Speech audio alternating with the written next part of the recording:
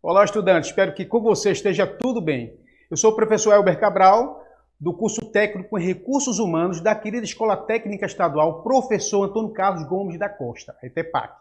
Bom, hoje a gente está começando a disciplina Comunicação Empresarial, a nossa primeira unidade.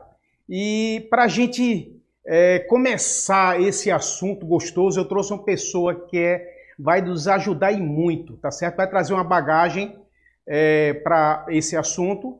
E lembrando que os artefatos sempre são complementares. O que eu botei no e-book, aqui eu já trago uma informação a mais que vai agregar valor ao conhecimento de vocês, tá certo? Bom, eu agradeço já de antemão ao professor José Juva, tá certo? Ele está aqui para nos ajudar. José Juva, seja bem-vindo e se apresente.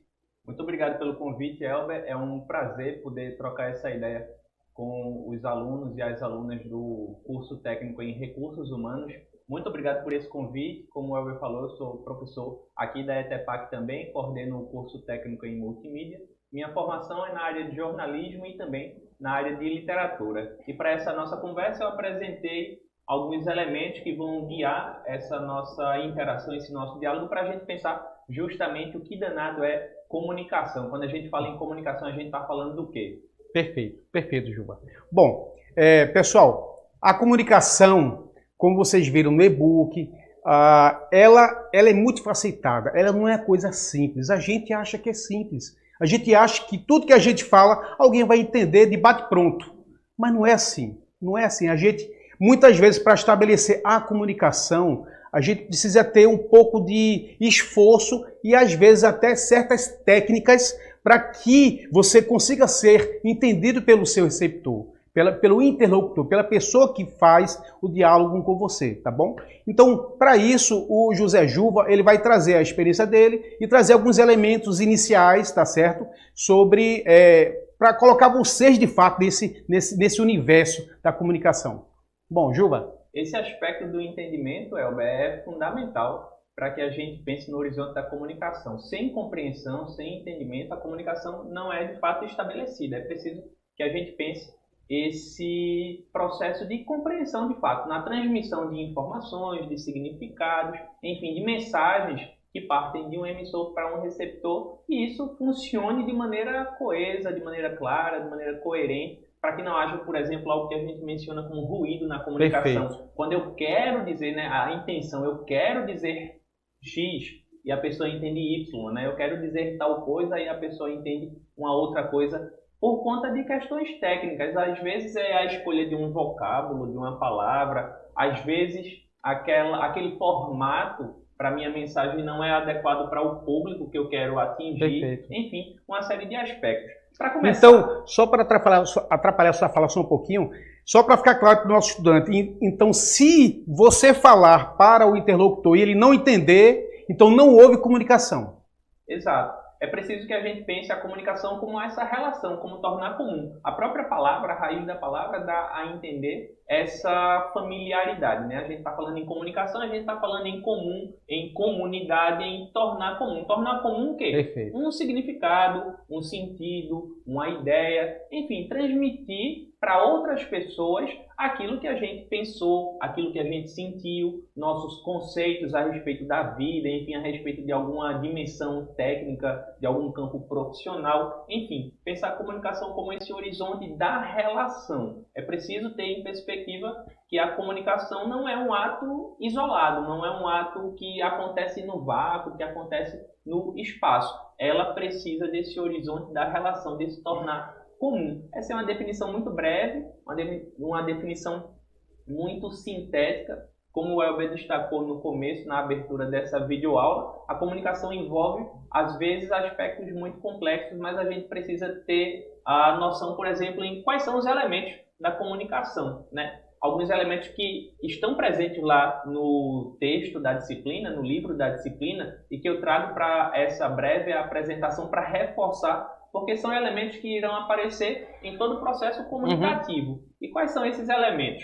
Primeiro, a gente vai pensar na figura de um emissor. Por exemplo, eu agora sou o sujeito da emissão, eu estou falando. Eu estou falando para você, estou falando para o professor Elber aqui também, ele fala para mim. Então, a gente tem um emissor e a gente tem um receptor. Além desses dois elementos importantíssimos, a gente tem outros elementos no processo comunicativo. Contexto e mensagem, e canal e código. Bom, que danado é isso? Para pensar em emissor e receptor, me parece mais fácil, né? Emissor é quem está emitindo, quem está falando, quem está comunicando. Receptor é quem está recebendo a informação, a mensagem, enfim. Quando a gente está falando no contexto, é aquilo que está ao redor do processo comunicativo. Digamos que é a situação da vida. O contexto pode ser, por exemplo, um casamento, uma formatura, uma videoaula, enfim. A mensagem é o assunto propriamente dito. A mensagem aqui é esse conceito, é a gente trazer, por exemplo, essas referências, essas reflexões sobre comunicação empresarial, que a gente vai falar daqui a pouquinho. Então, a mensagem é, de fato, esse núcleo do processo comunicativo. E a gente tem também, para fechar os elementos de comunicação, o canal e o código. O código que eu estou utilizando aqui para me comunicar com vocês, qual que é? A língua portuguesa. Então, eu estou utilizando este código. E o canal? Bom, a gente tem vários canais hoje em dia, principalmente com as novas tecnologias de informação e comunicação. O canal pode ser uma videochamada, pode ser um celular, pode ser um suporte material como um papel que a gente escreve, talvez um bilhete, uma carta, algo do tipo. Então, pensando esses 6 elementos, a gente vai estar pensando, de fato, num processo comunicativo. Perfeito. Então, vejam, percebam que quando ele falou de canal, muitas vezes você olha, assim como a própria disciplina, a comunicação, que eu venho alertando desde o início, chamando a atenção de vocês lá no e-book, que esses elementos são aparentemente simples, mas não são. Por exemplo, o canal. A gente tem que saber escolher o canal adequado. Juba vai trazer um pouco dessa preocupação, desse cuidado que se deve ter, porque às vezes o canal utilizado de forma inadequada, o receptor não vai entender, tá certo? Isso vão impactar diversos fatores, tipo as gerações, a idade das pessoas, a cultura de cada um. Não é isso, Juba? Exato. Às vezes a gente pensa que por haver familiaridade do emissor, de quem vai emitir a mensagem com determinado canal, o público também tem aquela familiaridade. E é preciso ter cuidado com isso. Nem tudo que é óbvio para você vai ser óbvio para a sua audiência. Então, é preciso entender qual é o público-alvo, que tipo de mensagem eu quero transmitir para esse público, para pensar qual é o canal adequado para entregar essa mensagem. No contexto da comunicação empresarial, no contexto de uma organização, aí a gente tem que levar em consideração uma série de fatores. Por exemplo, qual é a dimensão dessa organização? É uma empresa com 50 pessoas ou é uma empresa com 5.000 pessoas, com 10.000 pessoas, com partes interessadas nas informações que devem circular nessa empresa? Então, essa questão da quantidade, por exemplo, vai determinar qual é o canal a ser escolhido para que a comunicação flua dentro da empresa e também, claro, da empresa para as partes interessadas, como fornecedores, enfim, como público externo dessa organização. E aí, Elber, eu coloquei 2 definições muito breves com relação à comunicação pessoal e comunicação empresarial. Observem na tela, por exemplo, a definição de comunicação pessoal. A gente pode entendê-la como uma troca de informações, pensamentos e sentimentos entre indivíduos em um nível pessoal, por meio de interações verbais e não verbais. Isso é fundamental da gente destacar. A gente não utiliza apenas a linguagem verbal. Aspectos não verbais estão presentes na comunicação. Um semblante pode denunciar algo que a gente não está querendo entregar na comunicação. Pode dizer o contrário daquilo que a gente pretende. Por exemplo, né? A questão da gestualidade também vai construir significados, também vai comunicar. Há um livro muito antigo que fala "O corpo fala", né? O nosso corpo também comunica antes mesmo da gente abrir a boca, da gente trazer para a oralidade, para a verbalização aquilo que a gente pretende falar. Foi bom o professor Juba trazer à tona esse tema, porque você vai entender isso com um pouco mais de profundidade lá na videoaula número 3, referente à unidade 3, e também no e-book, em relação a como essa comunicação não verbal ela é impactante, mais do que a gente imagina, tá certo? Lá na frente vocês vão ver. Bom, para trazer um outro exemplo ainda dentro desse assunto da comunicação não verbal, a questão das cores, por exemplo, é fundamental. Cores comunicam, cores são informação. Vocês reparem, por exemplo, como produtos de limpeza, empresas que trabalham com produtos de limpeza, geralmente trazem cores em tons azuis, tons azulados. Já quando a gente vai pensar em restaurante, lanchonete, a gente tem cores quentes, o vermelho, o amarelo, coisas que despertam a fome, aquela vontade de comer. Então a cor já comunica, por exemplo, né? Tem uma série de aspectos não verbais que estão como parte integrante de um processo de comunicação. E aí, pensando na tua disciplina, tem essa questão da comunicação empresarial. E aí eu trago essa definição muito breve, pensando a comunicação empresarial como um conjunto de estratégias e práticas usadas pelas organizações para transmitir informações, ideias e mensagens aos seus públicos internos e externos, a fim de atingir seus objetivos organizacionais e manter relacionamentos eficazes com todas as partes interessadas. Isso é importante de salientar. A comunicação empresarial ela está orientada tanto para o público interno, ou seja, para aqueles que constituem, que são parte constituinte do organograma da empresa, diretores, gerentes, enfim, funcionários dos diversos setores de uma empresa, mas também essa comunicação ela vai ser parte de uma estratégia de contato com o público externo, por exemplo, com os fornecedores. É preciso levar em consideração, por exemplo, canais diferentes, talvez, para entrar em contato com o público dentro da empresa e outros canais para entrar em contato com o público externo. Isso a depender das necessidades de cada empresa. Perfeito. Perfeito. Outro aspecto também é interessante a gente pensar, professor, como a comunicação empresarial ela pode estar dentro de alguns eixos diferentes. Por exemplo, com relação a controle. Em que sentido? Vamos pensar nas disciplinas e nos protocolos de determinada função dentro da empresa. Então, foi admitido um novo funcionário para aquela empresa e essa transmissão das informações necessárias para que ele atue no cargo já estão estabelecidas. Vamos supor que tem uma espécie de manual, ou um tutorial, ou um vídeo de boas-vindas que vai integrar esse funcionário dentro da cultura organizacional e dentro das funções que ele deve desempenhar. Então, por exemplo, essa dimensão do controle, né, a informação e a comunicação como um controle, como uma disciplina, como um compartilhamento de determinadas funções e comportamentos. Outro aspecto é a expressão. Os funcionários da empresa conseguem se expressar, falar das suas insatisfações, falar das suas alegrias, dos seus sonhos. Que tipo de canais, que tipo de diálogo a empresa estabelece com os seus funcionários? Eles conseguem se expressar? Então a comunicação aí já entra numa outra nuance, nessa nuance da expressão. Outra questão é a motivação. É interessante o que o professor está falando. Percebo que ele falou dois aspectos da comunicação entre os funcionários e o empregador, entre a empresa, e como o RH, fique atento, o RH tem participação nesses dois aspectos que o professor nos trouxe agora, que é o aspecto da contratação, da diretriz em relação ao que ele deve fazer. Isso vai estar de mãos dadas também com o código de ética e com a conduta específica da atuação dele, mas, sobretudo, sobre esse último aspecto que ele falou agora. Retomar, professor. Então, é importante pensar essa questão do controle, porque isso estabelece um horizonte básico, compartilhado, para todo e qualquer sujeito que passe a integrar o quadro da empresa. É como se não necessitássemos de recomeçar do zero todas as vezes, né? Já há um protocolo, já há uma série de... um roteiro para pensar as rotinas produtivas de determinada função. Isso é fundamental. Também para essa questão da expressão, né, dos indivíduos que compõem a empresa, a questão da motivação também. A empresa está motivando os seus funcionários, as suas funcionárias, de que maneira isso está acontecendo. Então, percebem como a comunicação tem uma série de nuances.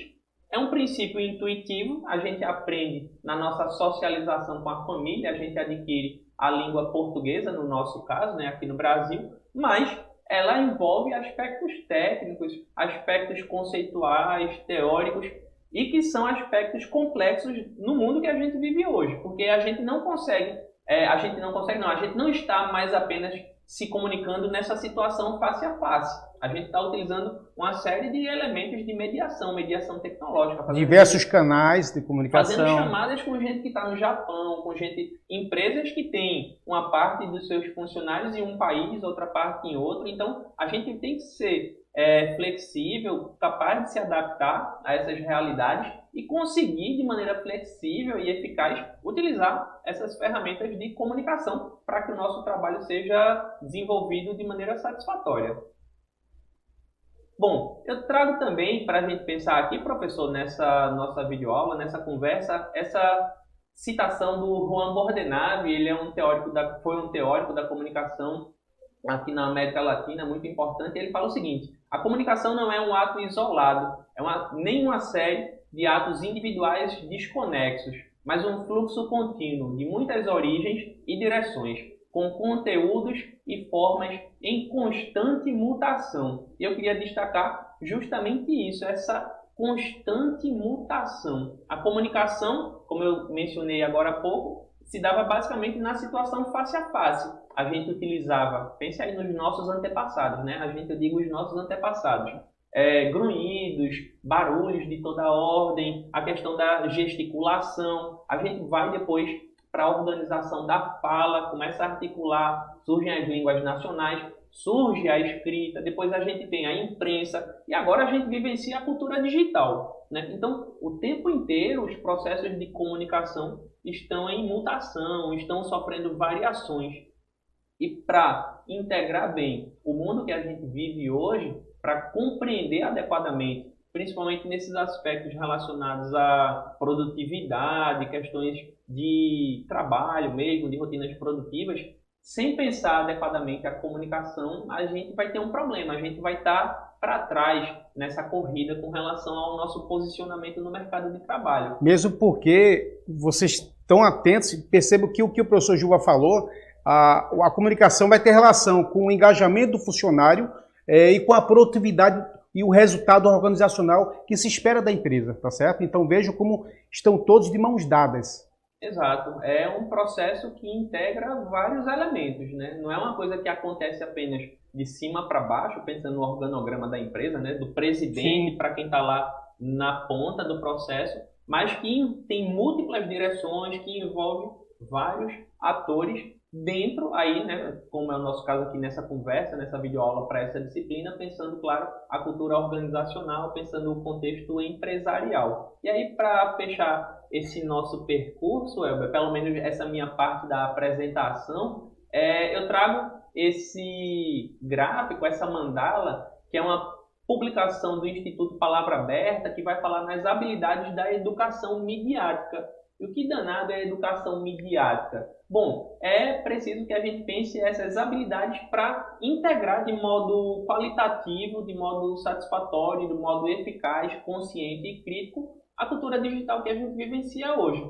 Ler, hoje em dia, não é só decodificar um texto escrito. A gente precisa saber onde buscar informações, como verificar se as informações são fidedignas, são fatos verificados, são de fato elementos verdadeiros. A gente tem que saber fazer essa curadoria, a gente tem que saber criticar os conteúdos da mídia, né? Então, de um telejornal, aquele conteúdo que a gente recebe no grupo de mensagens instantâneas do condomínio, ou do grupo do trabalho, né? Que a gente tem circulação de informações também. Essa leitura crítica é fundamental. A gente tem que também entender que escrever hoje em dia não é pegar uma caneta e um papel e escrever um texto ou simplesmente digitar algo no teclado do computador. É preciso que a gente considere a possibilidade da gente se expressar. E a gente tem várias tecnologias, várias plataformas, várias ferramentas de comunicação para trabalhar essa capacidade de autoexpressão. Então, eu consigo fazer uma transmissão ao vivo, eu sei das ferramentas para legendar vídeos,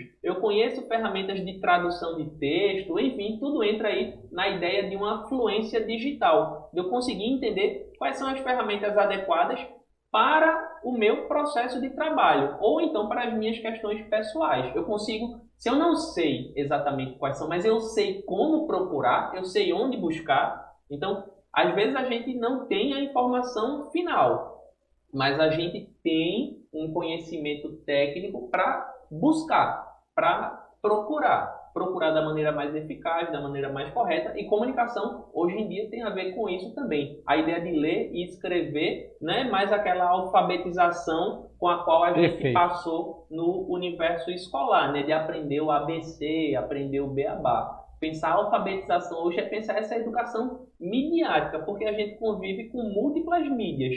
Mídias que estão focadas no texto, outras que estão focadas no som, outras na imagem, outras que misturam todas essas dimensões e essas linguagens. E, por fim, a questão da participação. A gente precisa saber ler esse mundo complexo das múltiplas tecnologias de informação e comunicação. A gente precisa saber escrever, ou seja, se expressar dentro desse contexto de cultura digital. E a gente precisa também participar ativamente, de modo cidadão, de modo cívico, para que haja, de fato, uma cidadania digital. Perfeito. Perceba, estudante, que esse universo que o Juba nos trouxe é um universo complexo, de muitas coisas no mundo estão tirando a nossa atenção. E como a gente conseguir racionalizar toda essa falta de atenção, esse mundo de informações, para começar desde o iniciozinho, ou seja, o comunicador, que é o emissor, conseguir ser entendido pelo receptor. Então, percebo que é um processo muito amplo e Juba nos trouxe uma ajuda bastante aqui. Eu agradeço já de antemão a Juba pela participação, tá certo, professor? O senhor quer indicar um livro aí para a gente? Exato. Para quem ficou curioso com essas referências, com essa discussão que a gente estabeleceu aqui nesta videoaula, é um mundo complexo, é um mundo em constante transformação. Às vezes aquilo que a gente obteve numa formação há 5 a 10 anos já não vale mais para o que a gente encontra no contemporâneo. E é curioso, professor, a gente pensar, antigamente era um processo de escassez de informação. Era complicado encontrar informação. Você tinha que se deslocar para uma biblioteca, buscar uma enciclopédia, um livro, etc. e tal. Hoje a gente vive o processo inverso. Hoje a gente tem uma abundância de informação. E o problema é justamente saber como filtrar, como navegar, como não se afogar nesse mar de tantas informações, de superabundância. Os teóricos chamam isso de Big Data, ou seja, são muitos dados. Hoje em dia não é escassez, é abundância. O problema é a gente saber filtrar aquilo que é adequado, aquilo que vale a pena, aquilo que faz sentido para a minha vida pessoal, aquilo que faz sentido para a minha vida profissional, faz sentido para o contexto empresarial. Para quem ficou curioso, para entender melhor esse universo da comunicação, eu vou indicar 2 livros. Um deles tem uma perspectiva mais histórica, que é Uma História Social da Mídia, do Asa Briggs e do Peter Burke. São 2 historiadores e nesse Uma História Social da Mídia, eles vão tratar da comunicação nessa perspectiva histórica. De Gutenberg, ou seja, da invenção da imprensa, da prensa de tipos móveis, quando a gente começa a ter a produção de livros, e chegando na internet, que é esse mundo que a gente vivencia agora. Mas, por exemplo, de maneira muito rápida, de maneira muito breve, eles têm um capítulo sobre ferrovias.